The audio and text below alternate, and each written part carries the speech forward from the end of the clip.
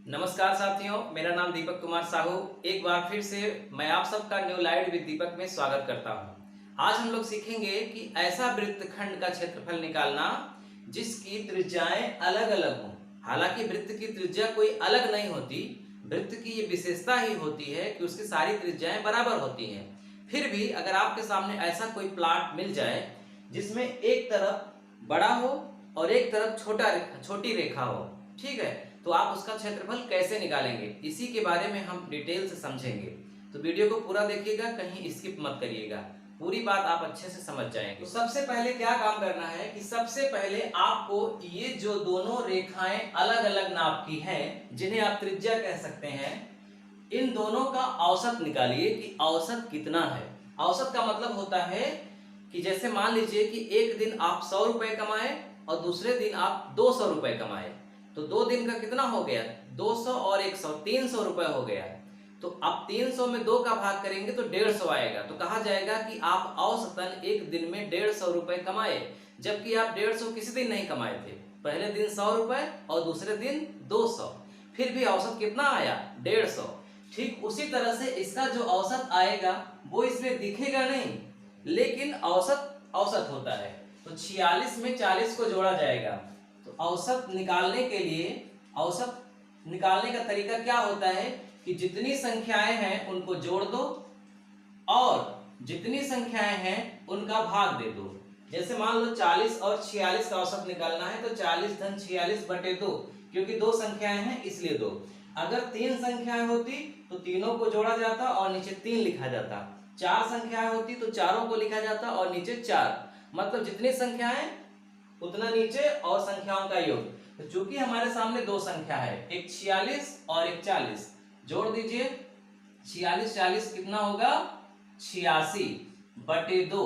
86 में 2 का भाग करेंगे, 2 चौक 8, 2 तिहाई 6, तो 43 मीटर। यानी ये जो औसतन त्रिज्या आई इसकी, वो कितनी आई? 43 मीटर। इसका मतलब कि अगर यहां से बीच में रेखा खींची जाए तो वो शायद 43 मीटर ही आएगी। शायद नहीं, निश्चित 43 मीटर ही आएगी।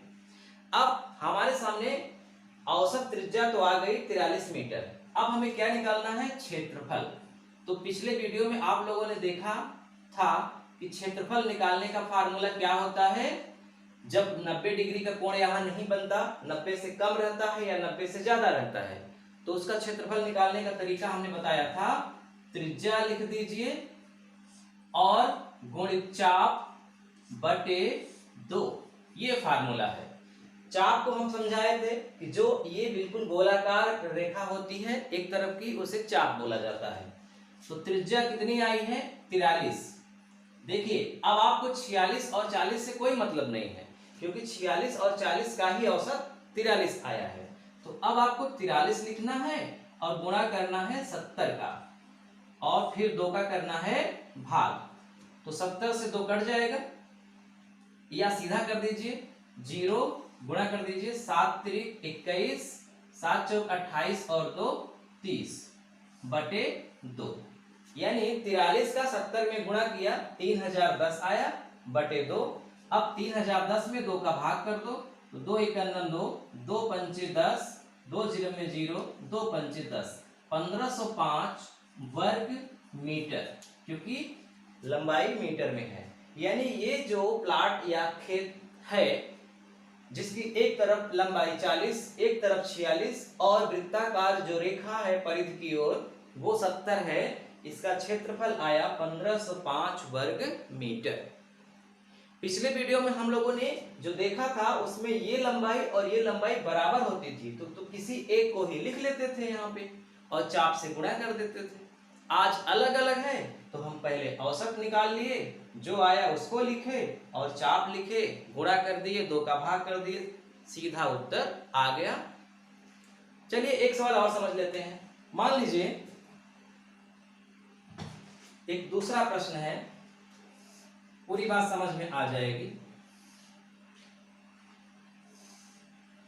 60 52 30, ये है 60 मीटर, ये है 52 मीटर और ये है 30 मीटर। ऐसा वृत्तखंड है 60 52 और ये परिधि 30। तो क्या करेंगे, 60 और 52 का सबसे पहले औसत निकालेंगे। तो 60 और 52 का औसत निकालिए, तो 60 52 को जोड़ दीजिए और 2 का भाग कर दीजिए, सीधा औसत आ गया। तो 60 52 112 बटे 2, ठीक है, 2 पंचे 10, 2 छंग 12, 56 मीटर, यानी औसत त्रिज्या कितनी आई, 56 मीटर। अब आपको निकालना है क्षेत्रफल, तो क्या करेंगे, 56 में गुणा कर दीजिए, किसका, परिधि का, चाप का, कितना, 30 बटे 2, बटे 2 लिखना ही है। अब 2 से 30 कट गया, 15 आ गया, यहाँ गुणा कर दीजिए, 15 छक्का 90, 15 पचे 75, और तो आ गया आंसर 840 वर्ग मीटर। 15 छक्का 90, ठीक है, 0 हासिल लगा 9, 15 पचे 75 और 9 84 वर्ग, 840 वर्ग मीटर। तो इस तरह से आप लोगों ने वृत्त का अब संपूर्ण अध्ययन कर लिया। वृत्त कैसा भी हो, बिल्कुल वृत्ताकार हो या अर्धवृत्ताकार हो या चतुर्थांश हो या इस तरह का हो, 90 डिग्री से कम ज्यादा, आप आराम से इसका क्षेत्रफल आप निकाल लेंगे। अब अगले वीडियो से हम लोग सीखेंगे कि ऐसा प्लॉट जिसमें वृत्त भी हो, वर्ग या आयत भी हो, यानी कि मिक्स हो, तो अब हम उसका क्षेत्रफल कैसे निकालेंगे।